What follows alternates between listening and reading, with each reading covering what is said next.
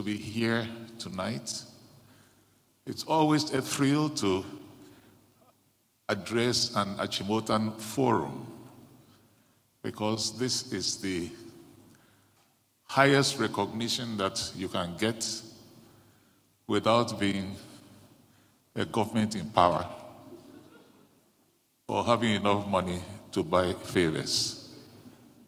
Achimotans like to think that they are beyond all that stuff. A very funny thing happened to me on the way here. I got the invitation to come and deliver this talk, maybe 4 or 5 months ago. Ernest, who is an old friend of mine from Achimota days, called and said, "Look, Mr. Mayor, we want you to be our keynote address for a topic on the significance of the creative arts." I was flattered because this is a subject very close to my heart. I've spent the last couple of years very close to the creative arts, and I feel very familiar with it. And when you combine that with Achimota, then you get love brewed in an African pot, or the literary equivalent. I was very excited. So I started to work, not consistently, but intermittently. And whenever I had a little spare time, I would jot down an idea. Gradually, as the months rolled by, I settled down to writing the corpus of the submission. And I must admit that I came out with an absolutely brilliant, scintillating, wonderful essay.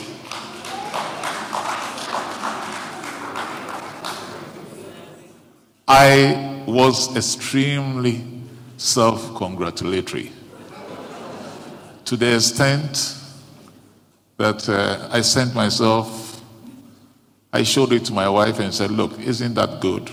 "Of course, darling, it is good." But then she says that to everything, so that doesn't count. Nevertheless, about a week ago, I sent a copy of my brilliant essay to Kwesi Oku, the chairman of this whole function, the one who organizes the Achimota Council. Kwesi called me the next day and said, "Nat," no, he said Uncle Nat. That should have warned me. Whenever he calls me Uncle Nat, it means something bad is going to happen. He said, "Uncle Nat, that was a brilliant paper you sent to me." I said, "Of course, what do you expect?" But he said, "I have bad news." And what's that? "It is the wrong topic."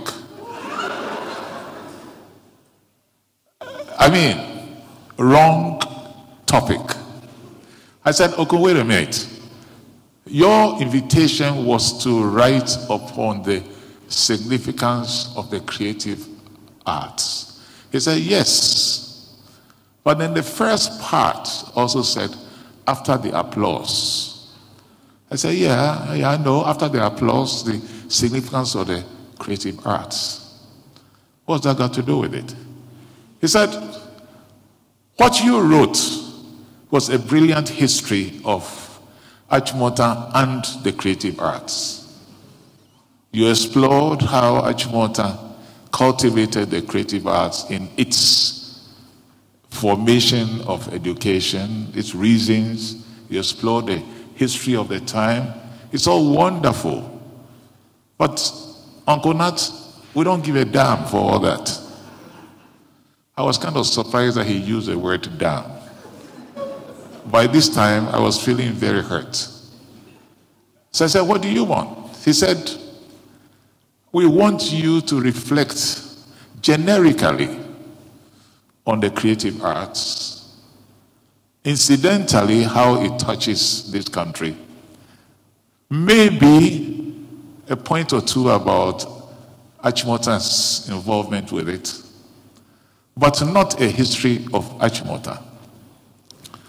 I was crestfallen.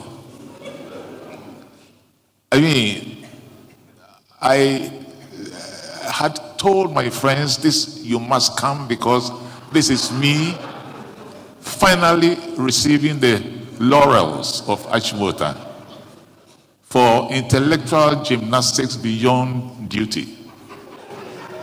And here I am being told, no, Mr. Mayor, ain't good enough.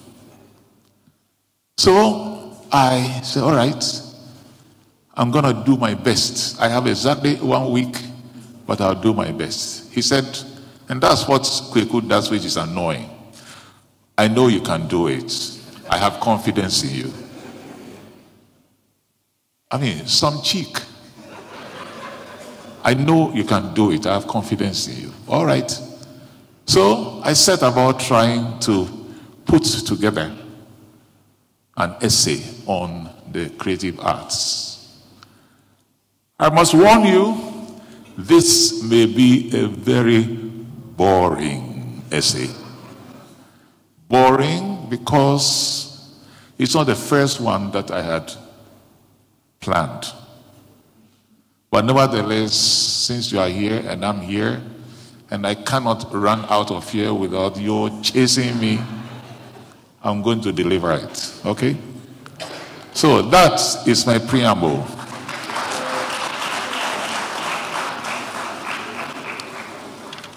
Well, we started off right. I just want to start with a definition of the creative arts. And that's something that I owe to my wife. I was reading her my submission this afternoon, and when I was almost through, she said, Nat, you've talked a lot about this creative arts, whatever, but what is it? And I said, oh, what do you mean, what is it? I've been talking about it. She said, no. When I was in school, you start your essays with a definition, and you have not given me the definition. All right. So, my dear, the UK Department for Culture, Media and Sports defines the creative industries as these industries which have their origin in individual creativity, skills and talent, and which has a potential for wealth and job creation through the generation and exploitation of intellectual property. The British website for creative industries adds to the above mentioned definition that the creative industries encompass the following subfields: advertising, architecture, arts and culture, crafts, design, fashion, games, music, publishing, tech, television, and film. This is all inclusive, and I'm glad that you brought my attention to this, because my niece, who is a filmmaker, and her husband, who is also a filmmaker, are in this audience, and at least when they report this, they will say that I mentioned them graciously. By now, you must have noticed I'm working very hard to woo all of you. Okay, now to the body of my discussion. Since the 1950s, the people of the West African region have undergone tremendous changes. Independence from colonial rule began a process of transformation as natives emerged from colonial political and social status to states organized by the indigenous. This transformation is still in progress and displays different levels of achievement. Ghana has been sustained by the extraordinary resilience of Ghanaian culture and the ability of our creative arts to help us adapt to multiple changes. This paper is aimed at exploring the challenges that face the nation as we enter into this new millennium. When Ghana emerged in the 20th century, that's in the middle of the 20th century from the Gold Coast, We were confronted with how to unite our various people into the common purpose of nationhood. Our creative arts were enrolled in this struggle and managed to create the means to help us find the solutions. In the different domains of the creative arts, men and women emerged to resolve these challenges. In the 1950s, at the time of independence, Ghana used its rich culture to enter into the community of nations, and other symbols of traditional authority rose to demonstrate our willingness to use our heritage to grow the nation. In the visual arts, artists like Kofi Antubam, Bartimius, and Amon Kote began their careers by exploring rural Ghana. Their aim was to dignify rural values that they believed encapsulated the wisdom of the nation. In the performing arts, such as in music, artists like Ifremamo emerged as one of the greatest composers and choral masters produced by the nation. He was a convinced Christian, Pan-Africanist, and nationalist who used his music to advance the national agenda. In the second half of the last millennium, when the country was fresh, there was obvious need to unify it. Policymakers recognized the ability of the creative industry to achieve this goal. Consequently, there was a concerted effort to do so. This feeling evaporated before the end of the millennium. The country was faced with fresh challenges. New technologies emerged, impacting upon the industry and creating new opportunities. Every country in the world developed its own strategies to resolve this conundrum. Our nation's main objective in confronting these new challenges is to attempt to develop and strengthen Ghana's creative economy to actively engage in world trade of creative goods and services. The aim is to use our heritage to reduce poverty and to raise the living standards of our people. Challenges facing the creative industry in the 21st century.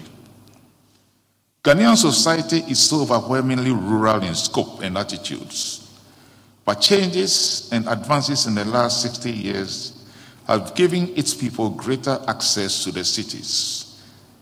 Internationally, migration has brought diversity to world cities, and more importantly, movements in technology, especially information technology, has impacted on rural people and brought the traditional values celebrated by the artists of the last century into crisis. The African Union stated in its Nairobi Plan of Action of 2005, quote, "At the same time that, as for many African countries, cultural industries are not yet an important element of their economies, these same African countries have accepted the trend towards more open markets and free trade." And free is in quotation marks. And that is the need to ensure predictability and certainty in the rules-based context. This instantly poses a challenge to their ability to develop domestic cultural policies and imposes an obligation to negotiate trade agreements that recognize cultural diversity and the particular nature of cultural goods and service, end of quote. The radical nature of this idea and the heightened importance of the arts as part of a post-national state was further underscored by Great Britain's recent decision to withdraw from the European Union.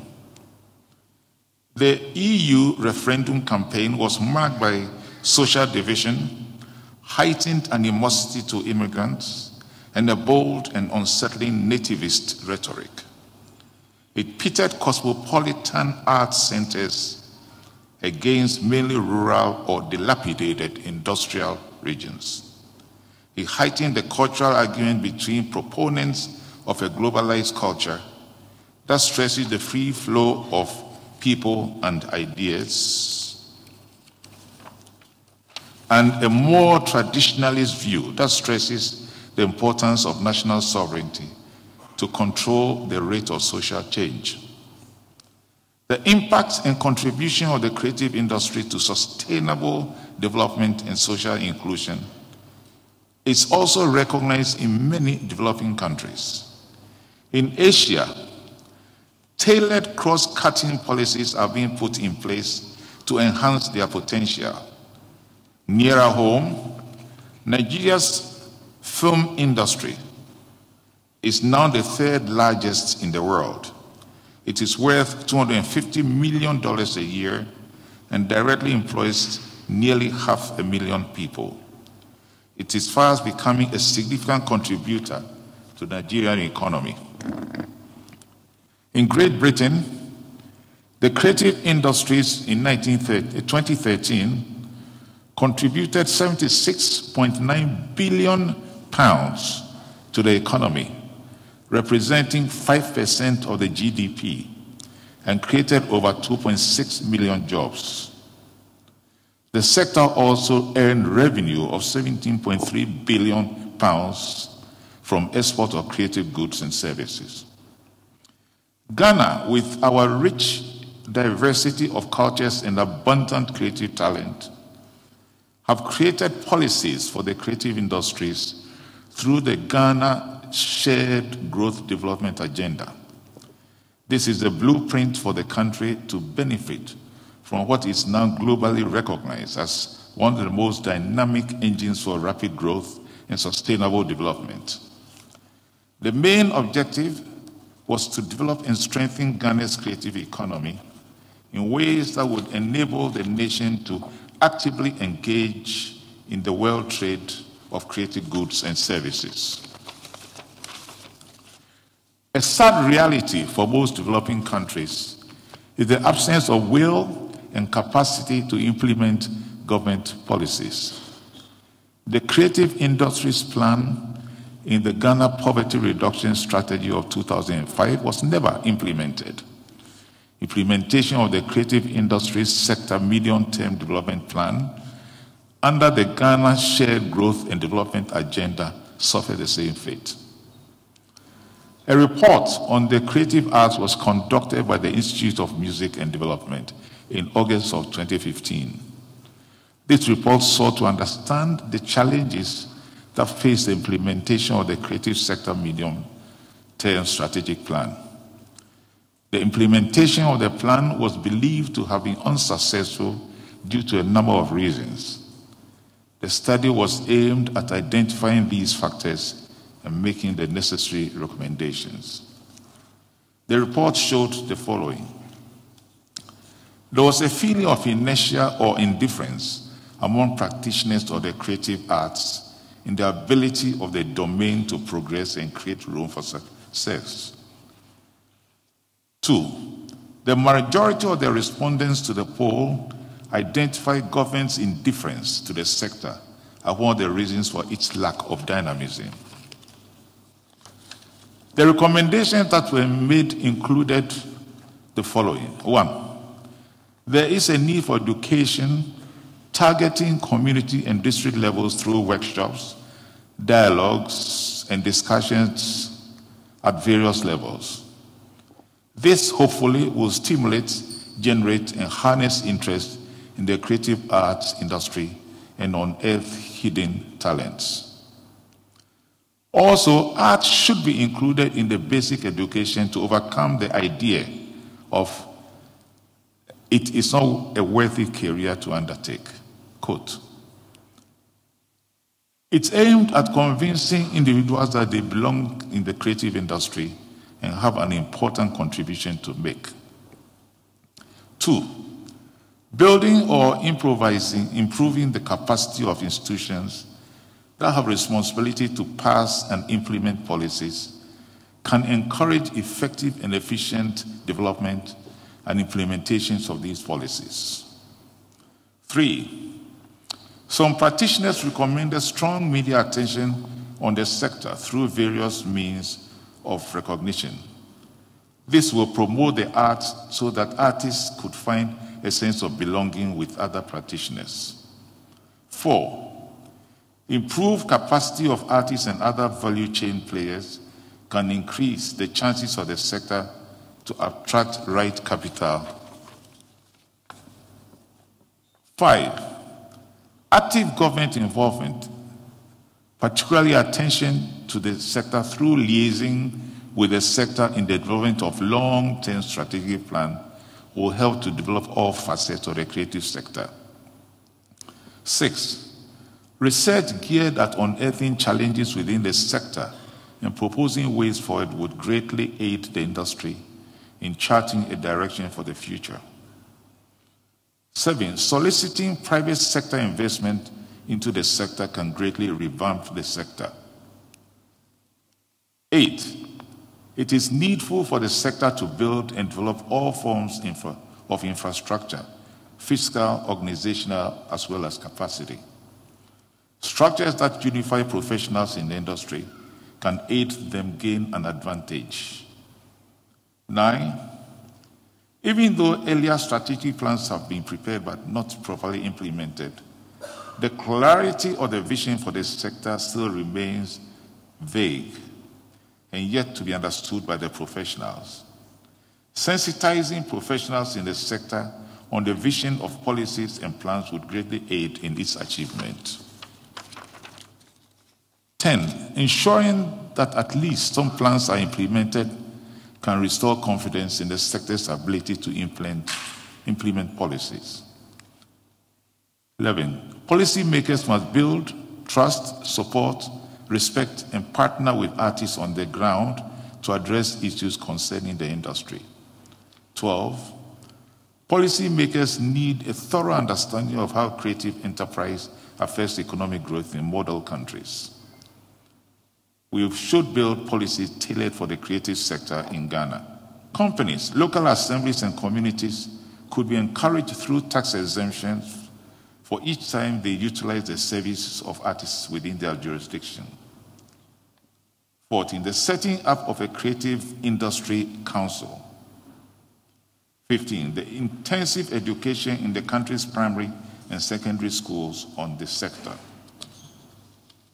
16, and finally, the political leadership to ensure the implementation of policies. I now come to financing of the creative sector. Financing of the creative sector is a challenge in both developing and developed economies.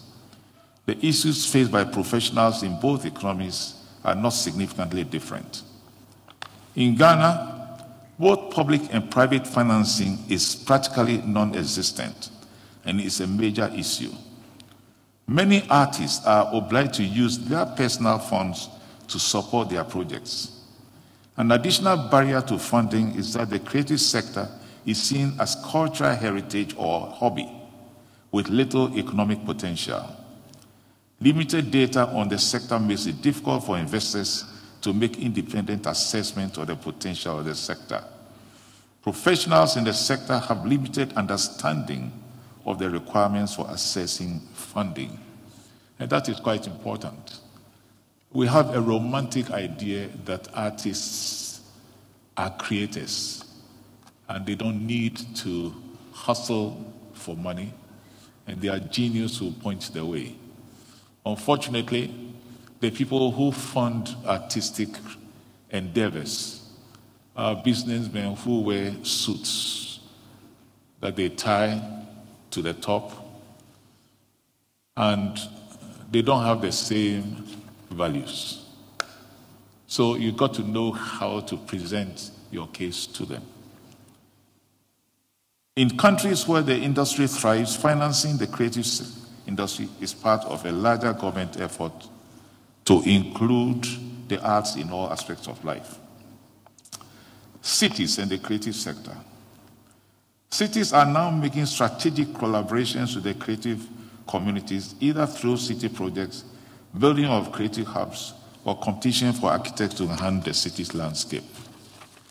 In talking about that, in the last week or so, Well, actually, in the last couple of months, some very important buildings have been destroyed in the city of Accra. More recently, a portion of the old Parliament House, and before then, the High Court building on the High Court building on the main street was torn down, and then the hotel, the Seaview Hotel. Now, granted, the Seaview Hotel was not particularly beautiful building, but it's a building that was rich with heritage. And the High Court and the Parliament building was a beautiful modernist building, even though it has not been destroyed as badly as we were made to understand. Part of it had been cut down, and it leaves a bad taste in one's mouth. This shows you that in a city where the city has no provision to protect its cultural facilities, it is very, very difficult to encourage the creative sector in it. Another recommendation is the Creative Industries Council. The aim of the Creative Industries Council is to bring government and industry together in partnership. And that is something that this country needs badly.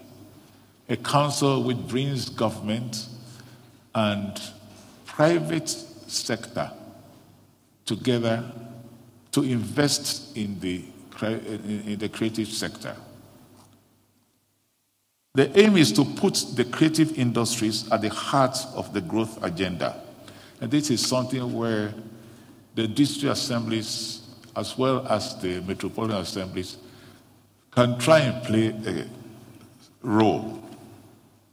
In the UK, the creative industry is seen as the most important growth sector of the economy.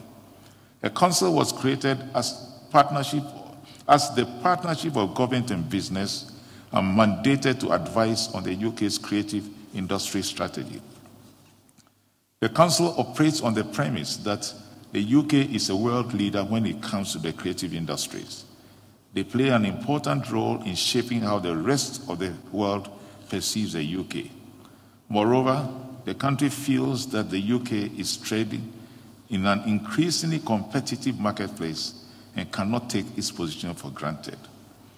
Action was needed to ensure that the industry is inspiring and equipping the next generation of talent.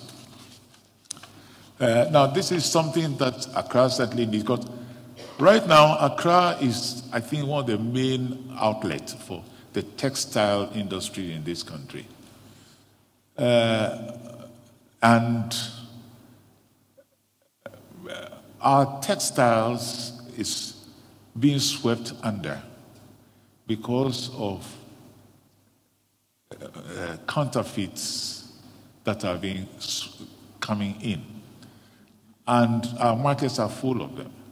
And this is one area where the Accra Metropolitan Assembly and the various district assemblies can help the creative industry to monitor the works of the creative industry to make sure that some kind of protective tariff is implemented to help our industries. Social media. The internet, providing Facebook, Twitter, and other vehicles of social media, is furnishing creative professionals with new and revolutionary tools. These tools are enabling the sector to conceive and produce new items and market them to the consuming public.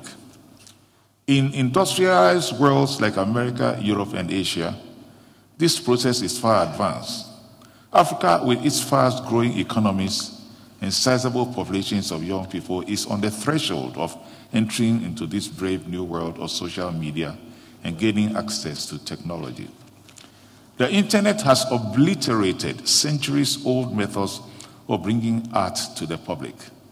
It threatens to change forever the relationship between creators of art and their consuming public.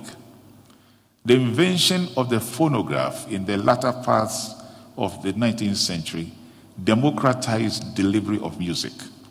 In the 20th century, YouTube has created an even bigger market for the music industry. Symphony halls and dance halls are no longer the only preserve for live music. Theaters and opera halls are still available, but the overwhelming majority of people watch theater or concerts through live streaming on television.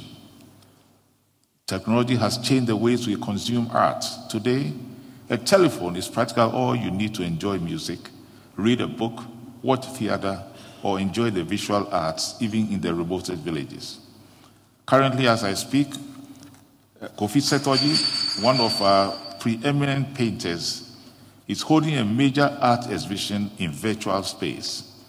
His latest body of work is available to viewers through an internet portal. I do not believe that art galleries are doomed, but there is definitely now new incredible ways of participating in the creative arts. The state of architecture in Ghana. I want to end this lecture by reflecting over the creative art of architecture. This is the concise shaping of the buildings in the environment and unites all the various creative disciplines in our society. The key issues at looking at architecture today is the way we teach the arts in our schools. In Accra and other major Ghanaian cities, it is estimated that less than 15% of the buildings that you see on the streets are designed by architects. The vast majority are designed by draftsmen or built without the benefit of any architectural or engineering drawings. This calls into question who will determine the nature of architecture in Ghana in the 21st century. We can get an indication of what will happen in the 21st century by looking at new development going on in Accra and many major cities around the world.